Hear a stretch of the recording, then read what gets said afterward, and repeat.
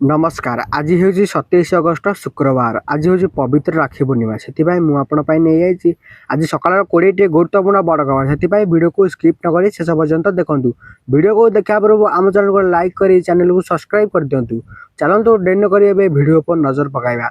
प्रथम खबर आज पवित्र राखी पूर्णिमा उपमुख्यमंत्री प्रभात पटेल घोषणा कर खोर्धा जिला को जाई एक बड़ आयोजन कर सुभद्रा योजनार पंचमतम किस्ती प्रदान कर एवं तासह जो मैंने पंचम किस्ती पाई थे से पंचम किस्तर सुभद्रा 5,000 टका प्रदान कर जो मैंने किसी असुविधा जो से कौ प्रथम योजना कि सेकेंड किस्ती जो मैंने न पाई टोटाली पाई ना से मिले 25,000 टंकार सुभद्रा योजनार एक लाभ एवं तासह जो मैंने सरकारी किसी तो सरकारिया था जो मैंने सरकार स्त्री अंतर पाते से पंचम किस्ती से ना कटि दि जाए एमाने जो चारचिकिया छचिया गाड़ी अच्छे से एथर पाइपर 5,000 टंकार लाभ हे तासह एवं चारचिका छचिया गाड़ी अच्छे से लिस्ट एथर कटि दि जाए।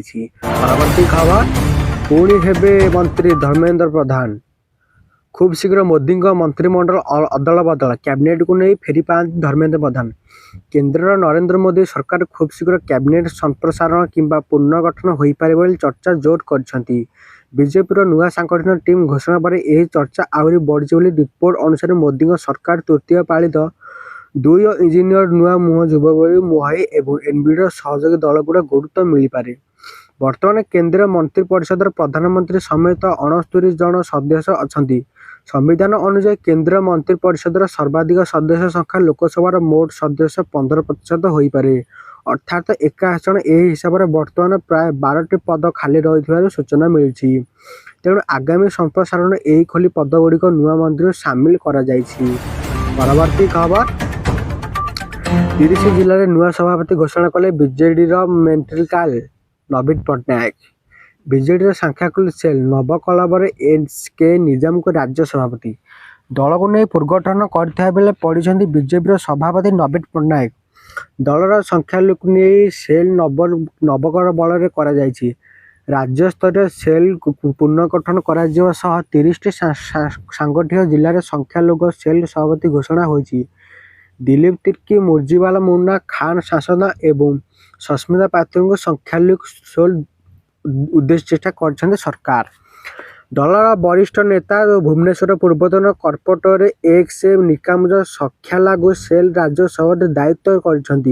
कार्यकारी सभापति भाव विधायक रोहित जोसेफ टी रिवाजान बेगम अमजान अली खान नियुक्ति होती। 28 जन सभापति 30 जन वरिष्ठ सागर संपादिक 31 जन रहीपर नवीन पट्टनायक। परवर्ती खबर 7 दिन प्रबल छेचुआ जारी है ऑरेंज वार्निंग पुणी आउ एक बड़ लघुचाप।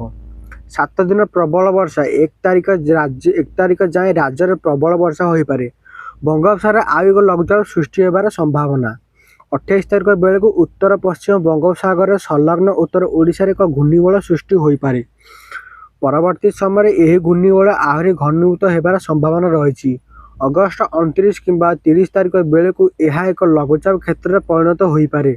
यह पूर्व राज्य में देखा दे पारे। यार प्रभाव राज्य में विभिन्न स्थान में बन्या वर्षा पवन संभावना रही। आज 24 जिला को येलो अलर्ट जारी कर आईएमडी।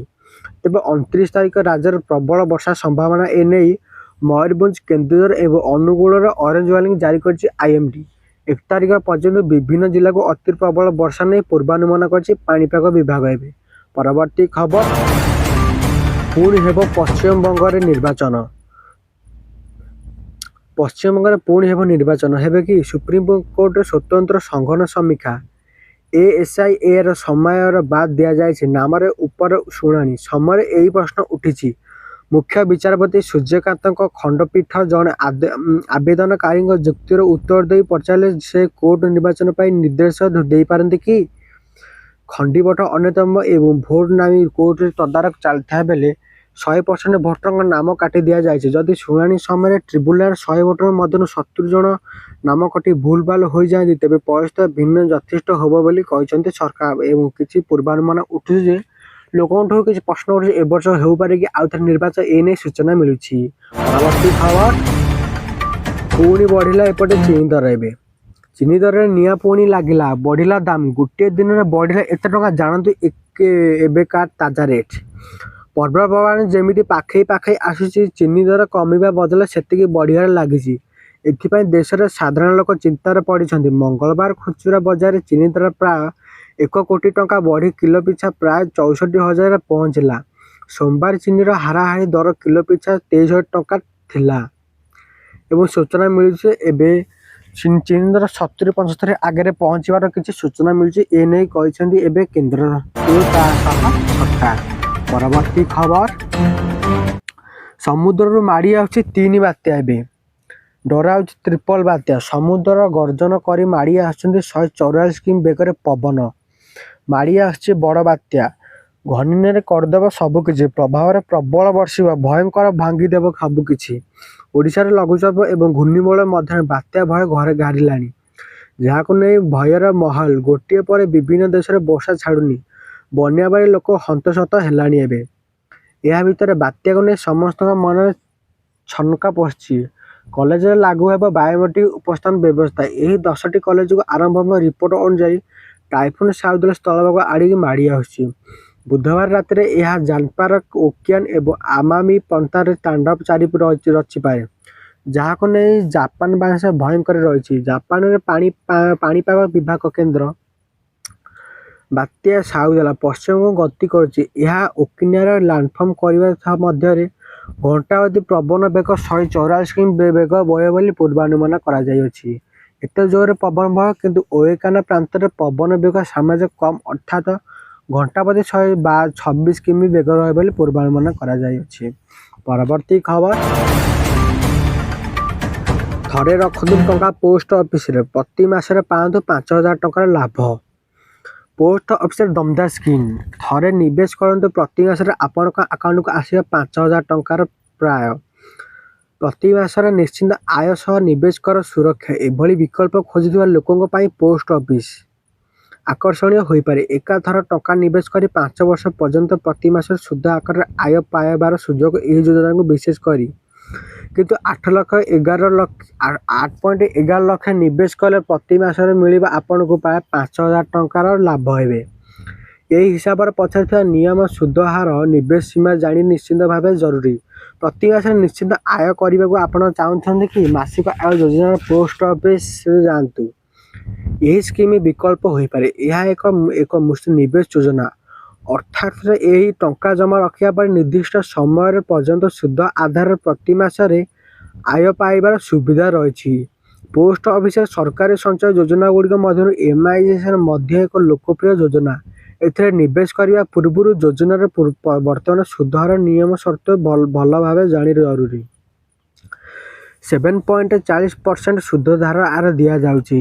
ମାନେ ଆପଣ ଯଦି ରଖିପାରିବେ 1 ଲକ୍ଷ ଟଙ୍କା ଏବଂ ଆପଣଙ୍କୁ ମିଳିପାରିବ ତା ଦେହରୁ 4 ଲକ୍ଷ ଟଙ୍କାର ସୁଧ। ଆପଣ ଜାଣି ରଖନ୍ତୁ, କେତେ ଟଙ୍କା, ଲକ୍ଷ ଟଙ୍କା ଥୋଇଲେ ଆପଣଙ୍କୁ ମିଳିବ 4 ଲକ୍ଷ ଟଙ୍କାର ସୁଧ, ମାନେ 5 ଲକ୍ଷ ଟଙ୍କା ହାରାହାରି ପ୍ରାୟ।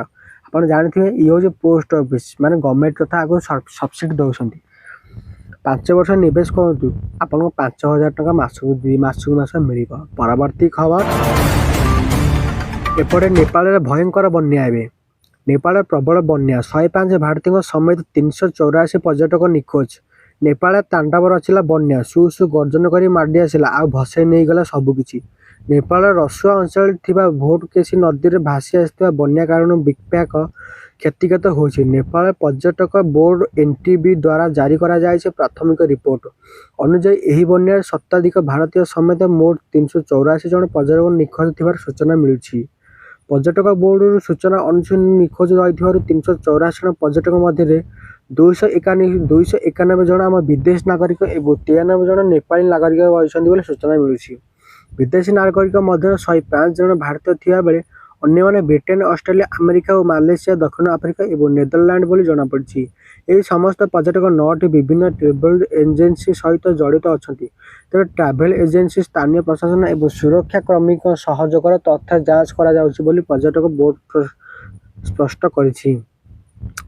ପରବର୍ତ୍ତୀ ଖବର, ଏପଟେ କାରଣ ଚାଲିଛି ଖୋଜା। ଏବେ ପାରାଦୀପ ନିକଟରେ ଚାଇନା ଜାହାଜ ବୁଡ଼ି ଘଟଣା, 27 ବର୍ଷର ଜାହାଜ ବୁଡ଼ିବା ନେଇ ଏବେ ସଂକଟରେ ସବୁ ସରକାର। ଡଙ୍ଗା ବୁଡ଼ି ଘଟଣାର ସତ୍ୟାସତ୍ୟ ଯାଞ୍ଚ ହୋଇ ପ୍ରୟାସ କରାଯାଉଛି ବୋଲି ସୂଚନା ଦେଉଛନ୍ତି ଶିଳ୍ପ ମନ୍ତ୍ରୀ ସାଂସଦ ସ୍ୱାଇଁ। ସେ ଆହୁରି ମଧ୍ୟ କହିଛନ୍ତି ସର୍ଚ୍ଚ ଅପରେସନ୍ ପାଇଁ ଚାଇନା 2ଟି ଜାହାଜ ପଠାଉଛି। ଏବେ ବି ଜାହାଜରେ ଆହୁରି 22 ଜଣ ନିଖୋଜ ଥିବାରୁ ତାଙ୍କୁ କିଭଳି ଭାବେ ଉଦ୍ଧାର କରାଯିବ ସେ ନେଇ ଅପରେସନ୍ ଜାରି କରିଛି। ଯେତେବେଳେ ଜାହାଜରେ ମାଲ ଲୋଡ୍ କରାଯାଏ ତାପରେ ପୁଣି ତଥ୍ୟ ପୋର୍ଟ କର୍ତ୍ତୃପକ୍ଷଙ୍କ ପାଖରେ ତେବେ କେଉଁ ପରିସ୍ଥିତିରେ ଜାହାଜ ବୁଡ଼ିଗଲା ତା ଅନୁଧ୍ୟାନ କରାଯାଉଛି। ଶ୍ରୀ ଜଗନ୍ନାଥ କାର୍ଟୁନକୁ ନେଇ ଶଙ୍କରାଚାର୍ଯ୍ୟ ଧ୍ରୁବ କହିଲେ ଯେ ମହାପ୍ରଭୁ ବିକୃତ ରୂପରେ ପ୍ରଦର୍ଶନ କରାଯାଇଛି। ସୂଚନାଯୋଗ୍ୟ ଓଡ଼ିଶା ଉପକୂଳରେ ପାନାମ ମହାଲରେ ବୁଡ଼ିଯାଇଥିବା ବେଳେ ସମୁଦ୍ର ଉଦ୍ଧାର କାର୍ଯ୍ୟ ଜାରି ରହିଛି। ଭାରତୀୟ ତଟରକ୍ଷୀ ବାହିନୀ ରେସ୍କ୍ୟୁ ଅପରେସନ ଚଳାଉଛି। ପାରାଦୀପ ବନ୍ଦରରୁ ବାହାରି ଚୀନ ଅଭିମୁଖେ ବାହାରିଥିଲା ଓସେନ ମଝିରେ ନିଖୋଜ ପରେ ଉଦ୍ଧାର କାର୍ଯ୍ୟ ଚାଲିଛି। ଏବେ ଭିଡ଼ିଓଟିକୁ ଶେଷ ପର୍ଯ୍ୟନ୍ତ ଦେଖିଥିବାରୁ ଧନ୍ୟବାଦ। ଭିଡ଼ିଓଟି ଯଦି ଭଲ ଲାଗିଥାଏ ତେବେ ଆମ ଚ୍ୟାନେଲକୁ ଲାଇକ୍ କରି ଚ୍ୟାନେଲକୁ ସବସ୍କ୍ରାଇବ୍ କରିଦିଅନ୍ତୁ। ଚାଲ ଡେରି ନକରି ରହୁଛି। ଜୟ ଜଗନ୍ନାଥ।